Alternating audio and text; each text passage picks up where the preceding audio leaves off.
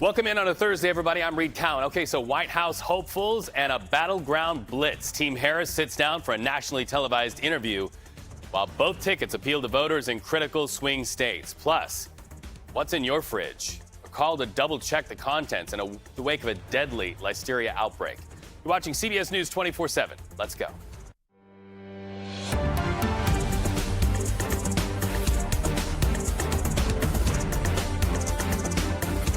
Okay, so right off the top, we want to take you to breaking news out of Tennessee. What authorities at Chattanooga State say is a credible threat. It's putting an entire campus on lockdown. So here's what we know right now. Police sweeping through the buildings of that campus, one building at a time. Right now, they are not saying what the threat is, why they think the threat is credible, but they are telling students and staff to just be in holding pattern, be on lockdown mode while police comb through the campus. Now, police also say they have heard no gunfire. And as far as they know, nobody's been hurt. There is a lot of information swirling around on social media, so police are really having to keep a lid on that. They're saying they will be the lone source for any confirmed information, and that's what we wait on at this hour. Again, campus lockdown, Chattanooga State, police making a sweep, and reporter Nick Hill from our CBS affiliate there in Chattanooga was at the scene just moments ago. All right, we are here right across the street from Chat State, and emergency situations ongoing on campus. We're still working to confirm a lot of the details of what exactly is going on, but police do have campus blocked off at this time. Campus is on lockdown. They're asking people to avoid the area at this time here along Amnicola Highway. And right behind me here at the 7-Eleven across the street, a lot of people with students over there have gathered at the 7-Eleven, awaiting word on what has happened over here. We'll be here all day trying to learn what has happened this morning at Chat State. Stay with us at News 12 for the latest information. Our CBS partners in your communities, also people talking on social media, that school has been posting on their Facebook page. This latest report says that they're still in lockdown, police going through the campus. So we're watching this not only in real time there on the campus, but on social media, seeing that emerging conversation. We'll have the latest updates on CBS News 24/7. Meanwhile, let's jump the map to a police shooting in New Hampshire. We're talking about bullets on a bridge connecting Maine to New Hampshire. Caused a shutdown nightmare for hours after police had to shoot and kill a wanted man. Tragically, once they did that, they went inside the car and they found a child dead. CBS News Boston's Laura Hayfley, she joins us live now from Troy, New Hampshire, awaiting a police news conference. Laura, we understand that there could be some connection to the death of a woman. Take us back in time where this all began.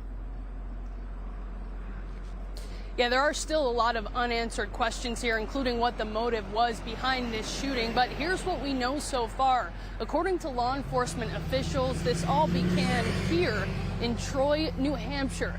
Police say it appears a man fatally shot a woman in the home you see behind me, at which point the man drove about 80 miles to the Piscataqua River Bridge, where he came face to face with police. It's unclear exactly what went down between police officials and the suspect. It's unclear if there was some kind of conversation leading to the suspect's surrender, but we do know the interaction between that man and police officials ultimately ended with a law enforcement officer fatally shooting the suspect. But the tragic morning does not end there. As you mentioned, on that same bridge, an 8-year-old child was found fatally shot inside of that man's car. That is according to police officials as well. Now, as we move forward, the agencies in charge of this investigation are both the Attorney General and State Police of Maine and New Hampshire. So this investigation likely to be an extensive one, and that's for a few reasons.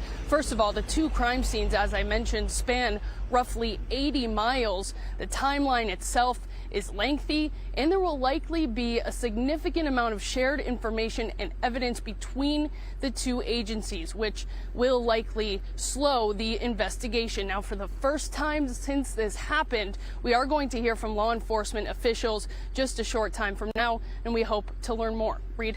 Laura, live on the stream for us, the worst of outcomes, the news of the death of a child. We thank you so much for that update. All right, let's turn to politics now. The race for the White House has both major candidates and their surrogates crisscrossing battleground states once again today. Former President Donald Trump in the Midwest town of Potterville, Michigan, that's close to Lansing. He then goes to speak to voters in Wisconsin. Meanwhile, Republican VP nominee J.D. Vance, took to the same stage in Boston where Democratic vice presidential nominee Tim Walz spoke to firefighters yesterday.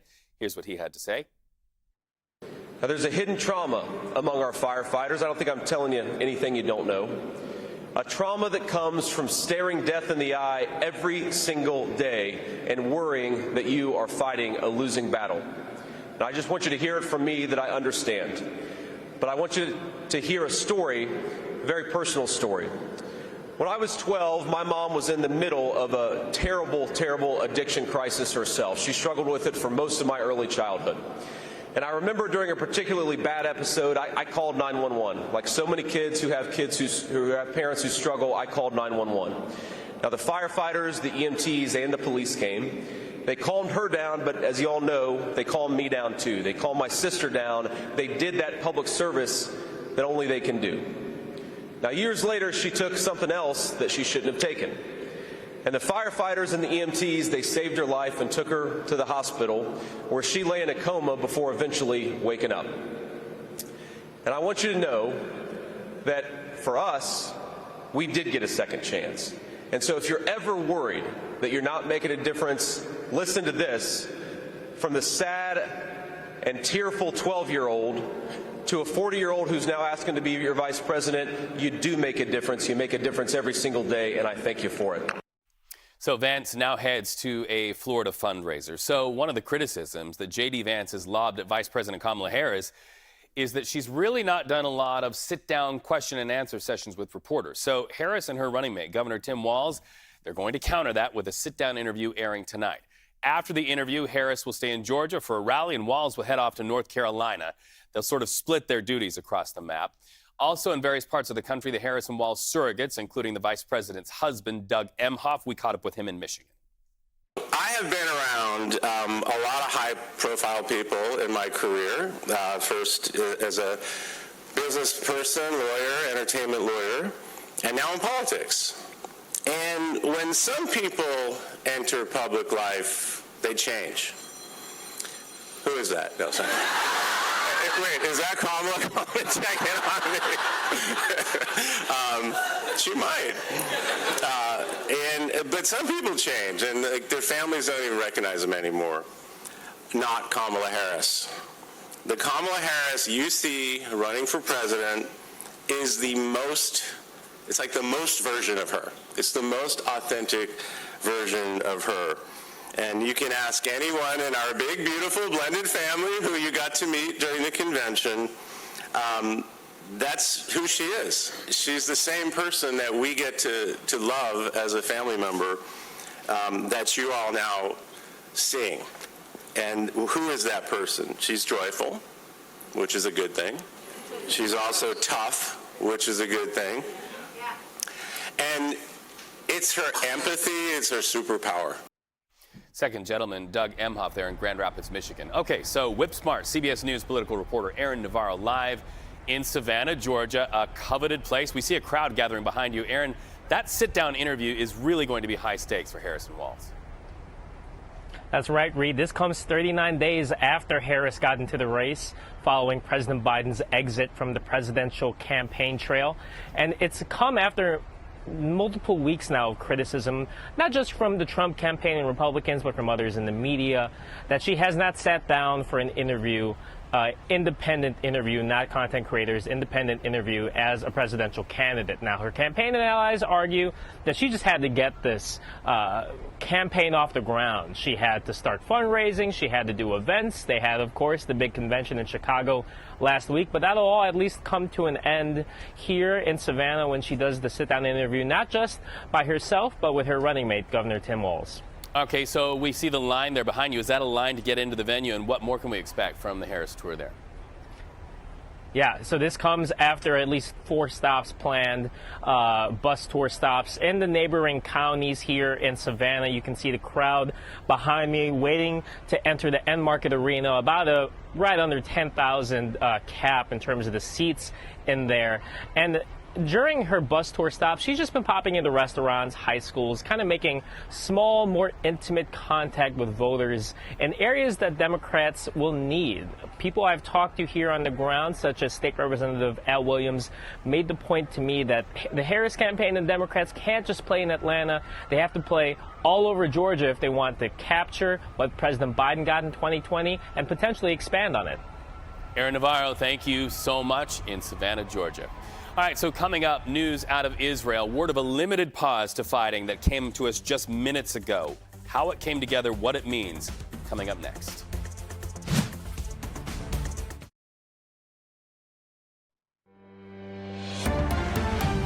All right, news just in. The United Nations announcing fighting in Gaza will be paused for a limited time only to allow polio vaccines for hundreds of thousands of children after a baby tested positive for polio.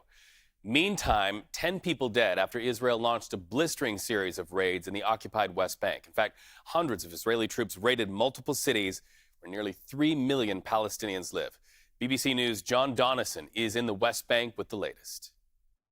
Well, here in Jenin, 8 Palestinians have been killed by Israeli forces since yesterday, 1 person today, and we just actually saw an Israeli military bulldozer head towards the refugee camp which sits behind me in Jenin. So this operation is ongoing. A lot of the focus is in Tulkarm, as you say, which is a Palestinian city to the west of here. Just driving into Jenin this morning, all but one road was closed, blocked off by the Israeli army, and we were told and warned by Palestinian taxi drivers that their cars were being shot at by Israeli soldiers. Israel, for its part, of course, says it's carrying out a counter-terrorism operation and is trying to protect its citizens. Normally this is a vibrant, bustling, busy city, and today it is absolutely deserted. All the businesses virtually are shuttered up, and no one is out on the streets. Everyone is in their homes. As for how long it's going to go on, well, we don't really know. Israel says, as I say, that they are determined to tackle militant groups here in the northern West Bank. They say that they have been stockpiling weapons. Israel alleges that those weapons are being funded by Iran. And certainly when I was in Tulkarm late last year, you do see people, militants, with very, very sophisticated weapons which cost a lot of money on the black market. Now, people tell you that many of those weapons are actually being smuggled in by criminal gangs from Israel, although some smaller weapons are coming in from Jordan. All right, so meanwhile, ceasefire talks continue in a broader sense, as well as trying to get hostages released. We're watching that one closely. Coming back to the United States, let's take a live look at the Midwest. This is Minneapolis right now, where they are bracing for severe weather there. Jess? As we take a look at what's happening just within the next couple hours, starting at 3 p.m. Central Time, lasting into the evening hours tonight. What's happening is a warm front and a cold front are starting to converge just over those local communities, and it's going to bring in heavy rain, damaging winds, hail, and a chance of tornadoes in that region too. So the National Weather Service has just updated a flood advisory, which could be turned into a flash flood warning later tonight as that storm really starts to ramp. Below me are that storm that's starting to sweep slowly off into the east. So as we take a look behind me, let's dive into the storm and take a look at the timeline of it. Like I mentioned, 3 p.m. starting into the next couple hours, all the way into the overnight hours tonight, the storm really starts to enhance. Look at that defined line as it moves its way across that state, sweeping over Wisconsin and all the way over into Michigan into the late evening hours tonight, early morning hours tomorrow. We keep a very close eye on that whole region just north of Iowa, of course. That's where we see that enhanced risk in the city of Minneapolis. We're keeping a close eye on that city throughout the next couple hours also because a tornado threat is stretched all throughout the state. There's going to be strong winds, wind speeds anywhere up to around 50 to 60 miles per hour. And keep in mind, this is the exact same community that just days ago we're dealing with about 70 mile per hour wind gust in that exact area. This is day 2, or the second day this week, where we're seeing extreme weather in that same area. Large hail is possible as we head into the evening hours tonight. Early morning hours, that damaging wind will continue to remain just centralized over Minneapolis. Mind you, these are two systems coming together, a cold front and a warm front, and that's what's causing this severe weather. In total, we could see close to around an inch of rain, but it comes very fast. It's going to be a quick moving system as that squall line moves its way through. I'll have more on that coming up in just a bit. For now, over to you, Reed. Jess, thank you. Our monitors bring us a story out of New Jersey where a boat explosion sent 2 to the hospital. In fact, look at this video. The blast sending a tower of flames and black smoke high into the air. They're even having to shoot water onto water there because of the gas leak there that caused fire. That blast, powerful enough, it tossed a man like a rag doll into the water. Bystanders helped to pull him out and helped to get a chopper there to get him to the hospital. Meet Michael, another man, also injured, but released quickly from the hospital. I'm here to live another day. The fire came across, gave me first-degree burns to my stomach. Well, the cause of that explosion is still under investigation. Let's jump the map now to Alaska. We are hearing from more of the survivors in that deadly landslide in Ketchikan. James Montever watching TV inside his house when he heard a roar that flipped it over. He suddenly found himself on the ceiling, and then as the house rolled, found himself back onto the floor. Well, his husband Bill also in a situation that felt like being in a blender. All I could tell is I was now underground and he was above me. I couldn't move. Everything around me was flattened except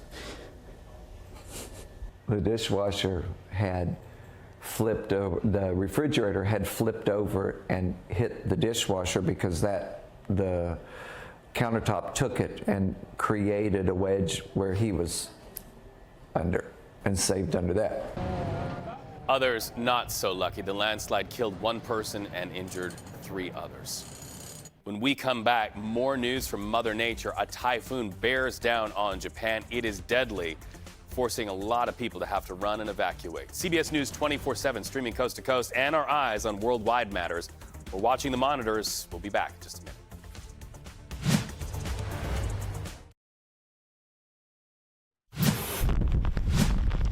You can hear the weather there. This is in southern Japan, and we're talking Typhoon Shanshan. Gentle enough name, downright mean storm. That typhoon made landfall with wind speeds of up to 115 miles an hour. Look at how fast it pushes the water there. 3 killed so far. Thousands of homes without electricity. Neighbor having to literally fish other neighbors out of the rising waters. And because of this, millions are under evacuation orders. Jess, we saw the pictures yesterday from Japan. This really cranked up the volume on this. We're also understanding high surf and flooding and landslide worries.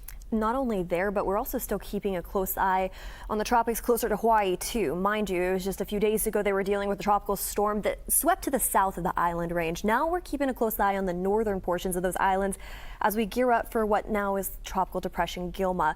This system has been weakening a lot. We've been keeping a very close eye on it. About a Category 1, that's where it got maxed just a few days ago, but now it's becoming a depression as it sweeps to the north. Winds are starting to die down, and the reason why the system is dying down right now has to do with cooler sea surface temperatures. It's moving its way closer to the track. So that's the first weather story that we have here in the States. The other one, of course, is the heat that we were dealing with just yesterday alone, all the way up in the Northeast. We're finally starting to get some relief as that area of high pressure starts tracking a little bit to the south. So here's today's heat risk map. Notice how it's really centralized in areas like Kentucky, stretching down into Tennessee. But look at what happens as we head into Saturday. We're starting to see some relief in sight as we head into this upcoming weekend, which is good news for all of our friends that live over in those communities. Below normal conditions are expected, issued by the Climate Prediction Center, as we gear up within the next 6 to 10 days. But let's zoom out real fast and let's head over into our map. There is still heat advisories that are in effect. It's all that orange anywhere from northern Alabama all the way over into northern portions of Mississippi, stretching close to Memphis, where daytime highs today are sitting in the upper 90s near Memphis. Mind you, it's also really, really humid over there. So you add about 5 to 10 degrees to these numbers. Now we're talking about triple-digit weather anywhere from Charlotte stretching all the way over into Atlanta. We'll continue to keep a close eye on this heat, but like I mentioned, there's some relief in sight, Reed. All right, Jess, thank you so much. Our video monitors take us to Idaho in the murder case against the man accused in the brutal killings of 4 college students. At issue today, whether that murder trial of Brian Kohberger should be moved to a different city. Kohberger's attorneys argued they will not be able to seat an unbiased jury in that very small college town where the violent murders made national news. A judge has set the trial date to start June of 2025. All right, listen up. If you've eaten boar's head deli meats, at least 9 deaths and 57 hospitalizations in more than a dozen states, linked to the largest listeria outbreak since 2011. Last month, Boar's Head recalled all the deli meats made at its plant in Virginia. And documents obtained by CBS News show federal inspectors flagged dozens of violations at that facility, including mold and mildew. Boar's Head said it immediately responded to the issues. Let's go to China now, where we follow a major meeting between U.S. National Security Advisor Jake Sullivan and Chinese President Xi Jinping. Reuters reporting one major talking point, the deadly drug fentanyl, China's alleged connection to the drug coming into the United States. Sullivan says the U.S. demands China help stop the flow for the ingredients of that drug, blamed as being the leading cause of drug overdose deaths in the United States. Let's look live right now at the White House, where the Biden administration moves forward on a plan to expand solar energy on federal lands. In fact, they're not only moving forward, but fast. They are speeding up permitting, speeding up construction on several major projects that are solar in nature. They're doing it in 11 western states, all as part of its Investing in America agenda ahead of the November election. Now this. 2, 1.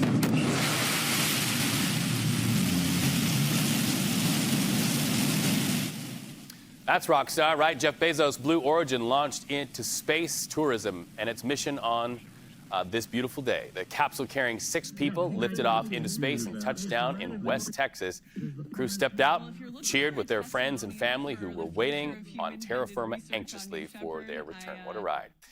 Meantime, after 2 delays, Elon Musk's SpaceX Polaris Dawn mission expected to launch tomorrow now. That 4-person crew has been in quarantine waiting for launch day.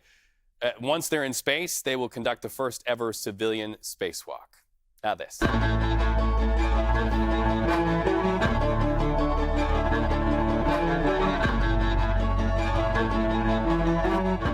CBS News Eye on America series puts us where journalism belongs day in and day out, and that's in your communities where you live.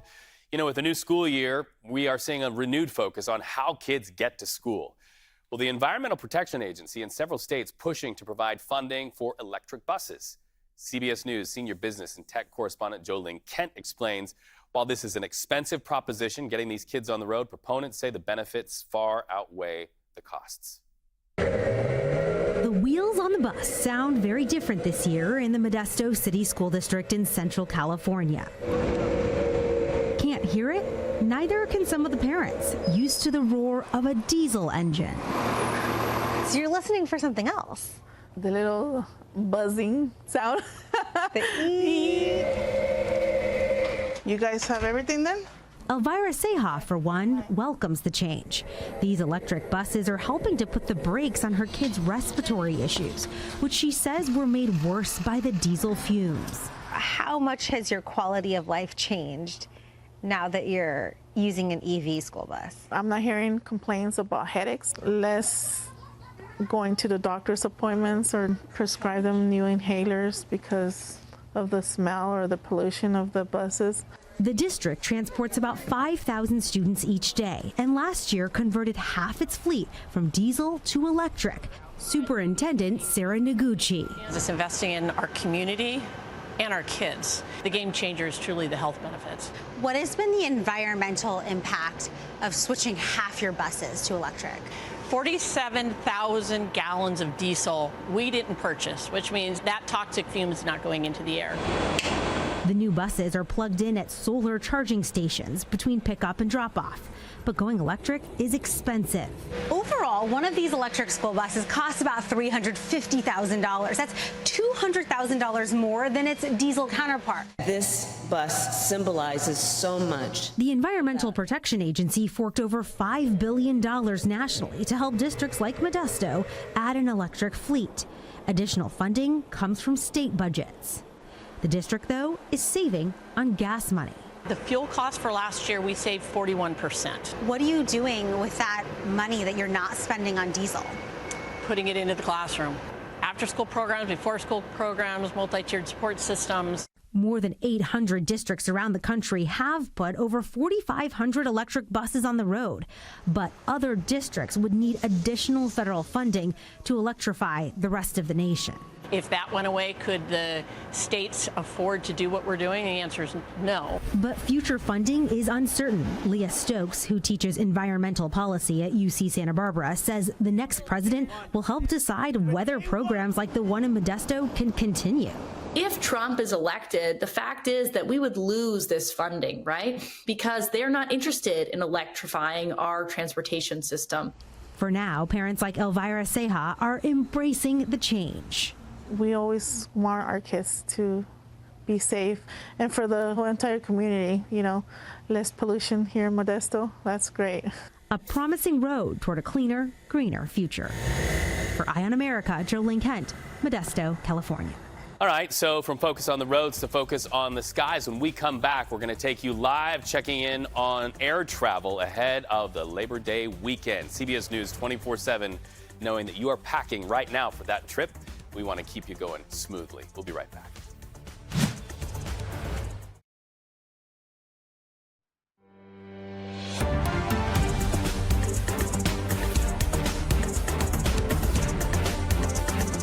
Are you packing your bags for the holiday weekend? We know millions are. It's all about your holiday travel right now.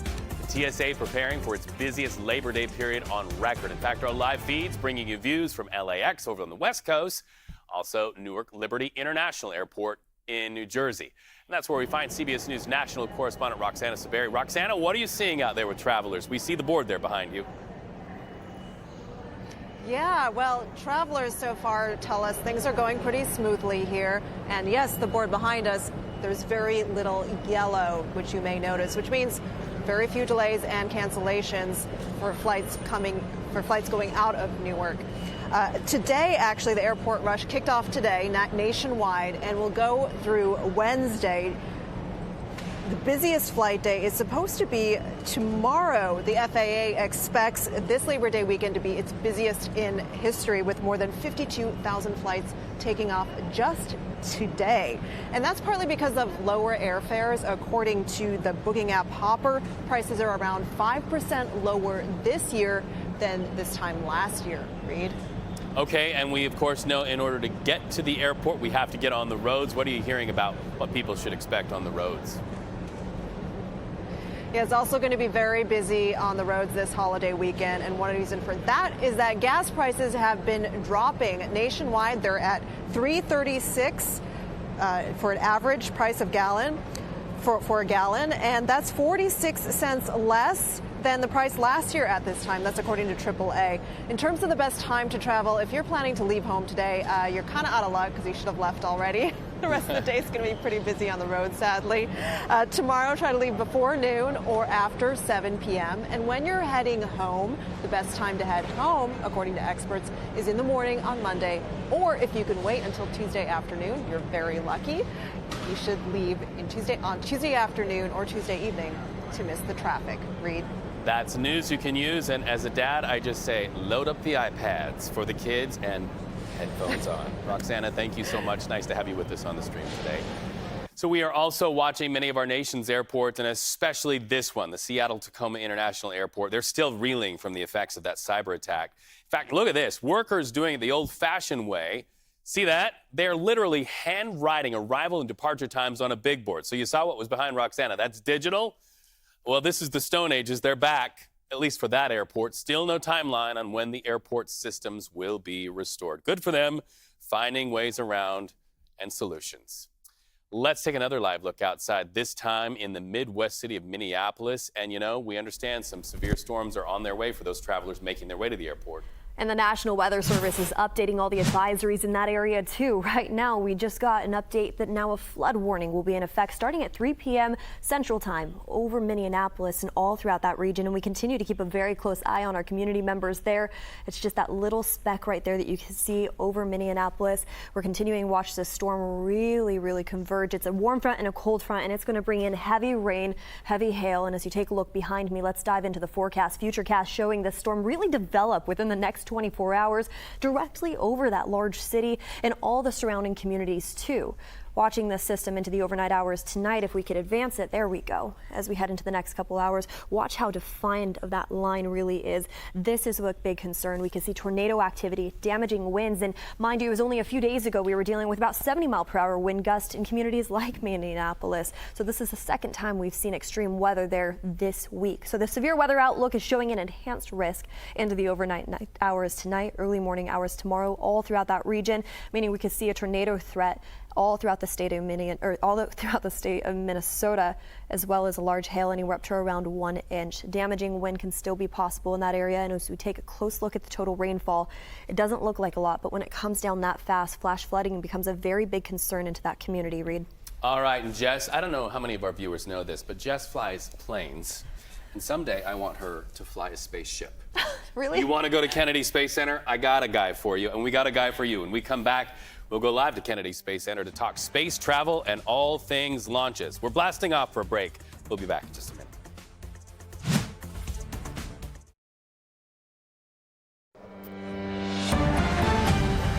All right, looking at our headlines right now, we take you to the fight between Ukraine and Russia. And you see those planes zipping through the sky? Ukraine's Air Force says one of its F-16 warplanes that it got from Western allies is down. It crashed. In the military statement we just got, Russia launched a barrage of missiles and drones at that plane. The vehicle was able to shoot down 4 of those missiles, but then it went down as well. By the way, this is the first F-16 to crash in Ukraine.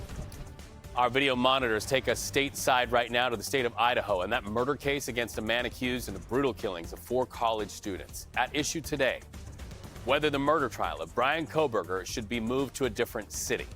Kohberger's attorneys argue they will not be able to seat an unbiased jury in the small college town where the violent murders made national news. A judge set the trial date for June of 2025. Listen up, everybody. If you have eaten boar's head deli meat, 9 people have died. In at least many cases, 57 cases, people have been hospitalized. In fact, this spread out to more than a dozen states because of the largest listeria outbreak since 2011. This latest outbreak is linked to a plant in Virginia. See the documents here? They were obtained by CBS News. They show federal inspectors flagged dozens of violations at that facility, including mold and mildew. Boar's Head said they immediately responded to these issues. Let's jump the map to China now, where we follow a major meeting between U.S. National Security Advisor Jake Sullivan and Chinese President Xi Jinping. Reuters reporting at this hour, one major talking point is the deadly drug fentanyl and China's alleged connection to the drug coming into the United States. So Sullivan says the U.S. demands China help stop the flow of those ingredients for the drug. By the way, fentanyl blamed as the leading cause of drug overdose deaths in the United States of America. You know where they talk about that a lot, the White House. And this is a live look at the White House, where the Biden administration moves forward on a plan to expand solar energy. They want to expand it on federal lands. Not only do they want to forward the plan, but they want to speed up that plan. They're speeding up permitting, speeding up constructions on several major solar projects in 11 western states. It's all a part of what's been branded as the Investing in America agenda. They want to get it done ahead of the November election. Meanwhile, the Biden administration says despite a Supreme Court ruling against their student loan forgiveness program, Team Biden will fight on trying to lower student debt. So on CBS Mornings, the education secretary said despite the rulings, the Biden administration has forgiven more than $170 billion for more than 5 million American borrowers. They say they're not done yet. Listen. The Supreme Court and lower courts also have rejected some of the plans, which we disagree with. But we're going to continue fighting for borrowers. There are millions of Americans right now that need a little bit of support. College debt shouldn't be a life sentence. Most of the critics of that Biden plan are Republicans who say any plan to forgive student loan debt is unfair to millions who already repaid their loans. And they say they're simply just transferring the debt going forward to taxpayers. Now this. 2, 1.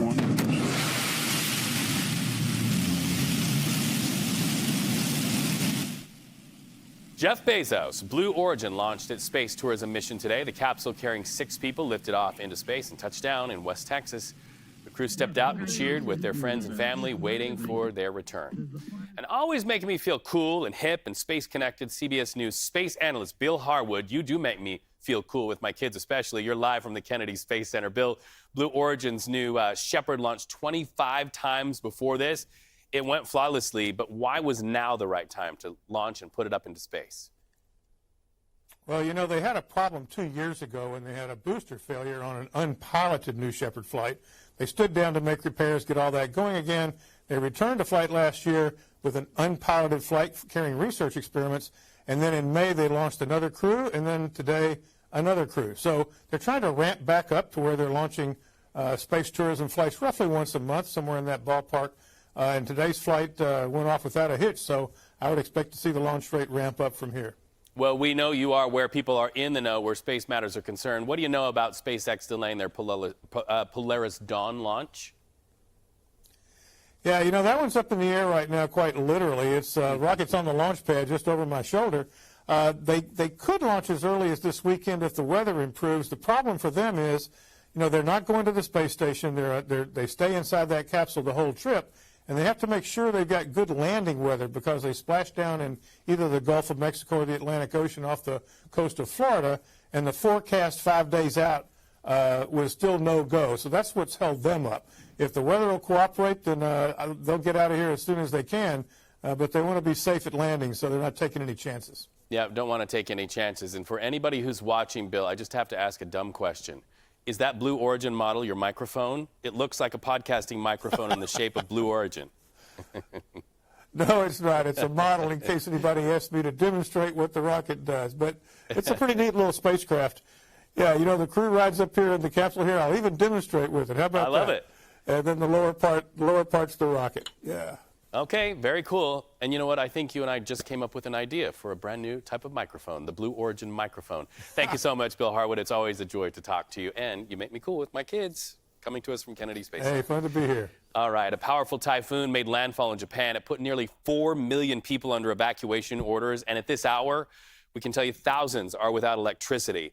TBS News reporter Hiroshi Sikugawa has this report. I'm reporting from Tokyo Station, where it's now midnight. Many public transportation services has been either cancelled or delayed, including bullet train, Shinkansen, and many commuters and tourists are stranded with no immediate options. Operators close to the center of Typhoon are cancelling all of their bullet train services on Friday as fear rises from the surrounding areas with heavy rainfall. The typhoon, which intensified to nearly up to 935 hectopascals yesterday, was well enough for the country to embrace for the impact, but the slow speed, almost as slow as bicycles, has heightened its concerns. It is causing widespread rainfall, and the Meteorological Agency has issued multiple warnings to several cities about a record-breaking rainfall in a short period. In several areas, roads have been overrun by the sudden downpour, leading to reports of cars becoming submerged. This extreme sheets of rain triggered a landslide in Aichi Prefecture, completely destroying a house and burying a family of 5, tragically killing 3. Winds have also reached unprecedented speed of up to 100 miles per hour in the typhoon's center, leaving a heavy scar in Kyushu Prefecture. The typhoon's power is declining, but its slow speed has merged with the rain fronts stretching across the country, resulting in heavy rain even in the distant cities. The typhoon is expected to move towards northeast to the Kanto area, possibly reaching Tokyo by the weekend. Hiroshi Sikugawa, TBS News, for CBS News Tokyo. All right, let's jump the map now to the state of Michigan. It is lights out in a Detroit suburb after powerful storms lashed that state. We're talking about more than 288,000 homes affected. Neighbors like Jeff say, though, this time around, they were prepared. We have a generator, so we've prepared for this quite a few years ago, so it is what it is. Well, the utility company there says 90% of its customers impacted will have their lights on. They promise by later today. Jess, we certainly hope that's the case. In Texas, when we talked about the hurricanes, they weren't so fast. Oh, my goodness, no. And we continue to keep a close eye on the tropics right now. We're in the middle of the hurricane season. We're actually directly in the middle of the hurricane season. And right now, we're still keeping a close eye on 3 systems. No longer is Tropical Storm Hone of an impact when it comes to the Hawaii Islands. However, we head all the way over to Tropical Depression Gilma, this system right here. And even though it is weakening as we head into the next couple days, it's decaying a lot actually as it hits cooler sea surface temperatures just to the north of the island of Hawaii. However, I will mention this is still bringing in some heavy rain just to the northern portions of all those islands, as well as some heavy winds too as it starts to die down. The other big weather story for us right now, though, is a heat risk that's down in the south. Yesterday, there were record-breaking numbers in over 20 cities up in the northeast as this area of high pressure starts to slowly move its way to the south. The good news is it starts to also decay as we head into our Saturday forecast, meaning cooler conditions are expected all throughout that region within the next 6 to 10 days. Some much needed relief in sight after a very severe heat wave swept throughout the whole East Coast. Taking a look below me now, areas like Philly yesterday actually had school canceled because of that as well. And we continue to keep a close eye. All that orange you see right there next to Alabama, Mississippi, stretching over along our coastline in the Carolinas too. Those are heat advisories issued by the National Weather Service. And daytime highs today in that area, they can get anywhere up to around 90 to 95 degrees, but you also factor in relative humidity, and suddenly that adds an additional 5 to 10 degrees in that exact same region. We'll have more on that coming up, Reed. All right, Jess. Well, the Paralympic Games underway in Paris with athletes of all kinds showing us what is possible by overcoming hard things. 5 French athletes lit the flying cauldron at the opening ceremony last night. Thousands of others paraded through the heart of that city in a 4-hour celebration that was well-deserved for them, right? Team USA champions Nikki Neves, born without a left hand, and wheelchair hoops veteran Steve Serio carried the flag for the United States. The U.S., by the way, boasting 225 athletes in competition. Volunteer Clark Masad is there in Paris, says these games are about letting the world see how resilient these athletes really are. The Olympics set the stage for the Paralympics, and the excitement and the fervor is really the buildup from the Olympics, and it's created the interest and the visibility for the athletes. Interest and visibility, so important. More than 4,000 athletes from 184 nations competing in 11 days of events, ranging from para-swimming to wheelchair racing, showing us how to do life, right? Well, the race for the White House has both major candidates and their surrogates in battleground states once again today. Former President Donald Trump in the Midwest town of Potterville, Michigan. If you don't know where that is, that's close to Lansing. He then goes to speak to voters in Wisconsin. Michigan and Wisconsin crucial for both tickets.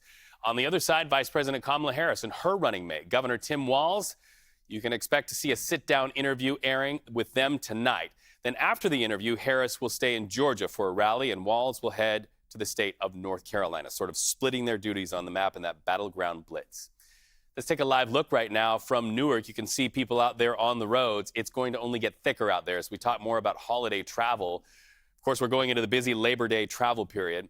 Part of our promise to you is bringing in our feeds from our stations all across the country. We have a large team across the country and across the world. In fact, here's part of our coverage nationwide, starting with CBS News New York and this report from Newark. It's actually pretty calm here at the moment. The lines are short, and one airport employee I talked to a little while ago told me that it's actually been calm all day. She's expecting tomorrow to be a little bit on the busier side. Still, TSA officials are predicting a record Labor Day weekend travel period, which runs from today until Wednesday. I'm standing here at terminals D and E, and if you have to fly out at any time today, get here now. The lines have gone down. We do have a few people here, and we've been here since 4:30 this morning. We've seen progression in the crowds. It kind of comes in waves, though.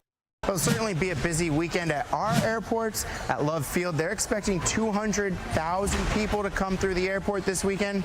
And at DFW, they're expecting about 1.5 million. More passengers starting to show up here to catch flights at Ontario International. The airport says it expects its passenger volume this holiday weekend to be up 11% over the same weekend last year. And that's even higher than the predicted 8.5% increase nationwide. So with that string of reports north to south, east to west, you just got some sky miles, everybody.